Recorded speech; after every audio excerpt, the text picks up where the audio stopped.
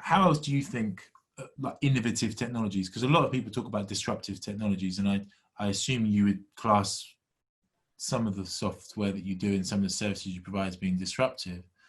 What other big disruptors do you think are coming within the kind of financial services industry, as it were, or particularly kind of market risk industry that you think will change it in the coming 6 Yeah, I think that's a really good question, which is, it's always been a priority or a focus for us.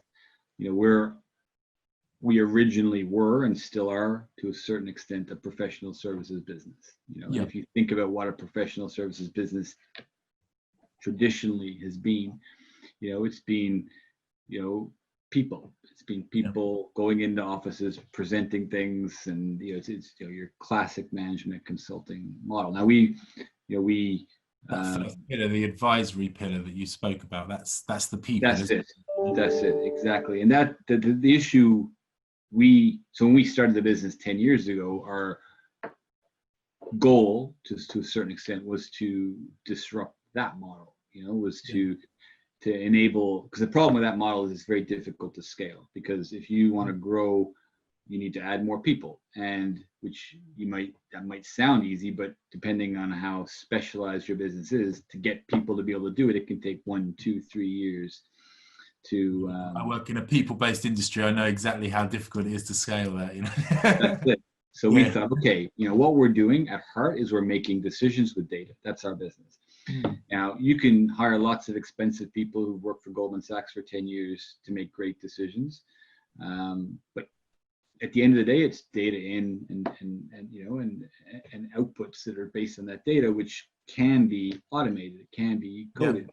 And so our objective was and remains, how do you automate as much as you can? You can never automate everything, so our goal isn't to eliminate the people component of the business, which is always going to be, in my view, an important part of it. Both from a point of view of just wisdom. We talked before about, you know, living through crisis and learning. You know, that's something that I think would be very difficult to code, that kind of experience in life.